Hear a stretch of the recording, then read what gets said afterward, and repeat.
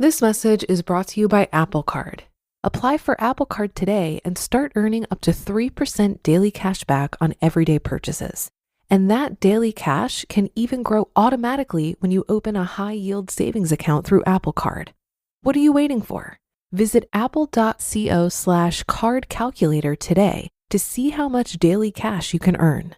Subject to credit approval. Savings available to Apple Card owners, subject to eligibility. Savings and Apple Card by Goldman Sachs Bank USA. Member FDIC. Terms and more at applecard.com. This episode is brought to you by State Farm. Knowing you could be saving money for the things you really want is a great feeling. Talk to a State Farm agent today to learn how you can choose to bundle and save with the Personal Price Plan. Like a good neighbor, State Farm is there. Prices are based on rating plans that vary by state. Coverage options are selected by the customer. Availability, amount of discounts and savings, and eligibility vary by state. This is Optimal Finance Daily. 5 critical questions you need to ask yourself before creating a budget by Kumiko of thebudgetmom.com. Here's a truth about budgeting that a lot of people choose to ignore.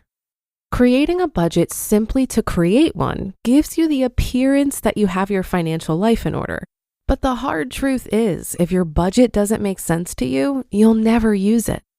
You'll be surprised how many people make a budget purely for the quick satisfaction of just having something written down.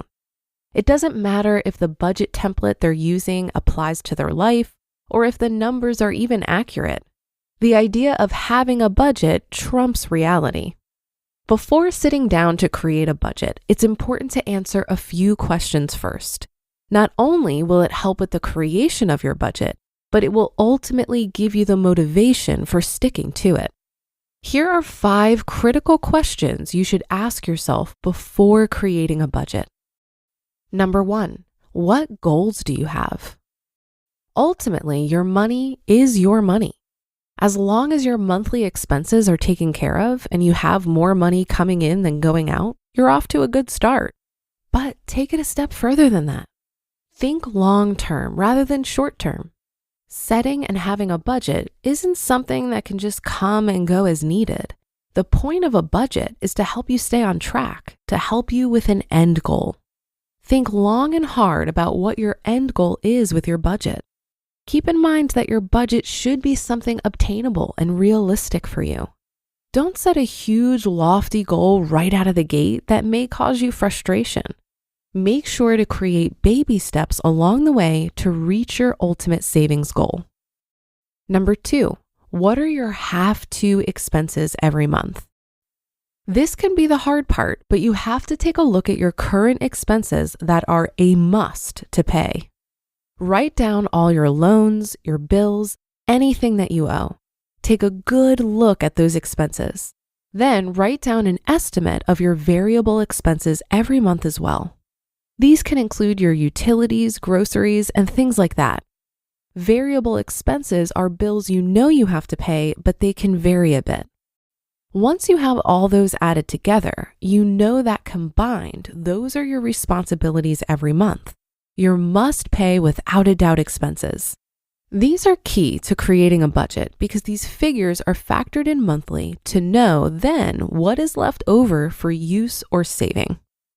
Number 3, is everyone else on board with your budget? If you have a family, it's crucial that the family is also aware and on board with the budget. You can't have a split house on this one and expect your budget to last long term. The key to making your budget work is to communicate with the other members of your household. Explain the situation, let them understand the importance of having a budget, and ask them for their help and support in sticking to that budget. You can't expect someone to truly accept a budget or a plan if they don't know the end goal as well, right? Communication is key. Number 4, how often will you review your budget? Life happens and our situations can change quickly.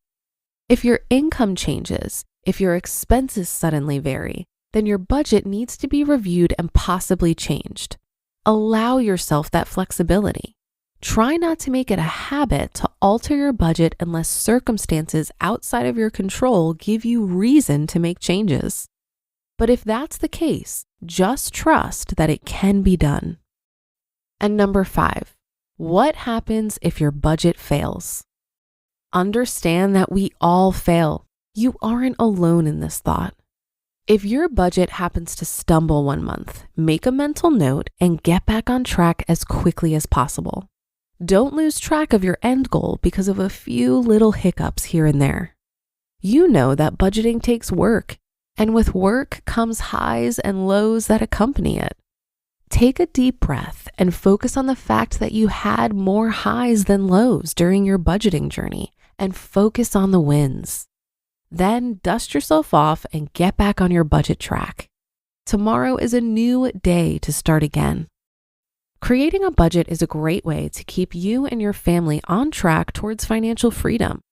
By asking yourself the questions previously mentioned, it can give you a good outline of things to think about when preparing to create or alter your current budget.